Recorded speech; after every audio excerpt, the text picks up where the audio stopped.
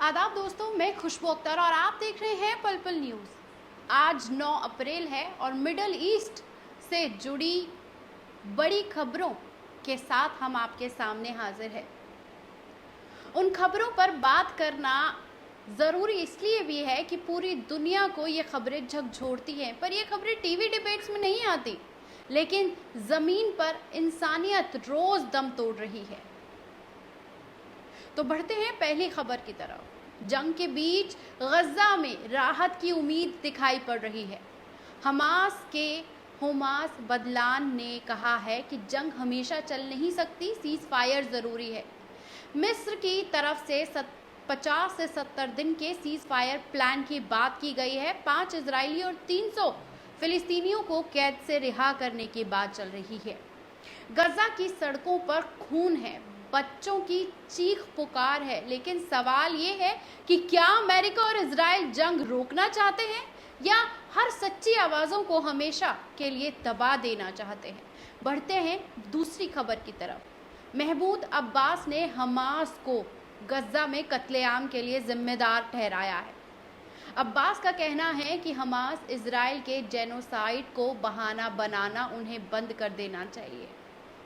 वहीं अब्बास ने West Bank पर चुप बैठ गए हैं। गजा की बर्बादी पर हमेशा हमास को दोष दे रहे हैं। जो अपनी कौम को तोड़ते हैं वो जालिमों से ज़्यादा खतरनाक होते हैं। बढ़ते हैं तीसरी खबर की तरफ। गजा यूएन में के चीफ बोले कि गजा अब कत्लगाह बन चुका है।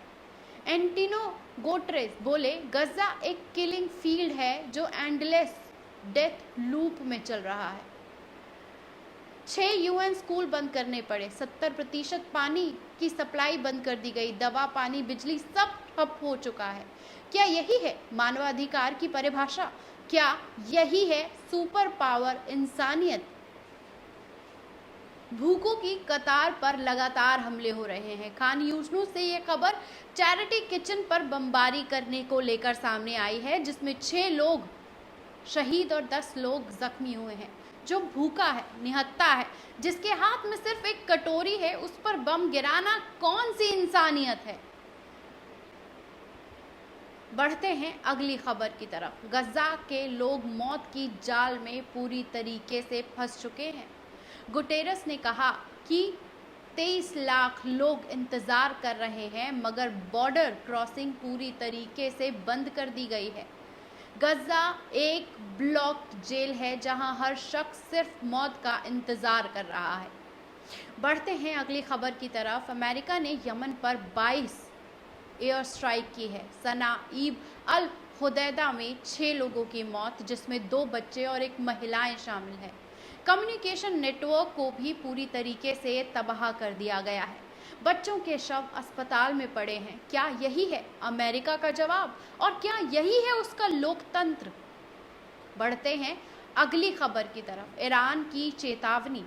उसने साफ कहा है कि हमारी ताकत को कम ना आकर अमेरिका। ईरान ने साफ कर दिया है कि हम अमन चाहते हैं, मगर हमारी शांति को कमजोरी ना समझा जाए। हम तैयार हैं, अगर जंग हम पर थोपी जाएगी तो जवाब भी करारा मिलेगा। बढ़ते हैं अगली खबर की तरफ। लेबनान और हिजबुल्लाह पर अमेरिका फ्रांस का दबाव बहुत तेज़ी से बढ़ रहा है। लेबनान ने कहा है कि हिजबुल्लाह को निहत्ता किया जाएगा ताकि अमेरिका और इजराइल के साथ बेहतर संबंध बनाए जा सकें। बढ़ते हैं अगली खबर की तरफ। सीरिया के कुर्दिश एरिया में ग्रुप्स पर हमला हुआ है। नई सरकार के बाद तनाव में कमी आई है और सीरिया नॉर्थ की तरफ से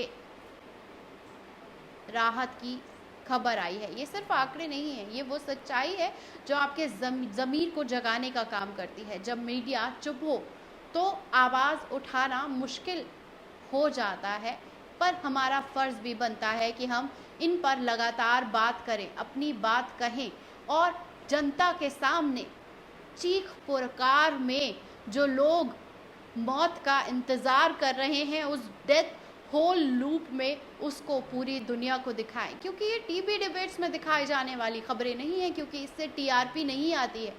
टीआरपी ना आने के कारण ही मजलूम मुसलमान इजराइल और अमेरिका की मक्कारी में हर दिन शहीद हो रहा है, बच्चों को निशाना बनाया जा रहा है, महिलाओं को निशाना बनाया जा रहा है और अपनी ताकत दिखाने के लिए निहत्थे लोगों पर हमला किए जा रहे हैं। एक कटोरा लिए बच्चा जो खाना लेने जाता है उसके ऊपर बम गिरा दिया जाता है। ये कहाँ की इंसानियत है, ये कहाँ का लोकतंत्र है, ये कहाँ का संविधान है जो निहत्तों को बम गिराकर पूरी तरीके से तबाह करके अपने आप की शेखी बगा रहा है और ये पूरी दुनिया चुप्पी साध कर सॉलिडेरिटी निभा रही है।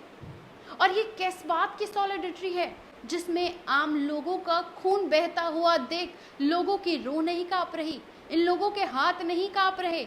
हम तो ये विजुअल्स देख भी नहीं पाते हैं, लेकिन आपको दिखाने के लिए हम लगातार इन खबरों को परत दर परत आपके सामने रखते हैं, क्योंकि चाहे खामोशी ओढ़ ली जाए लेकिन हमारा फ़र्ज़ बनता है कि हम चीख चीख कर दुनिया को बताएं कि गज़ा की तबाही वो डेथ लूप बन चुकी है जहां बस लोग मौत का इंतज़ार कर रहे हैं, जहां आपसी षड्यंत्र को लेकर हमास और तमाम लोगों के बीच आपसी राजनीति के नाम पर भी मुसलमानों को, मासूम लोगों को, बच्चों को, तमाम लोगों को निशाना बनाया जा रहा है।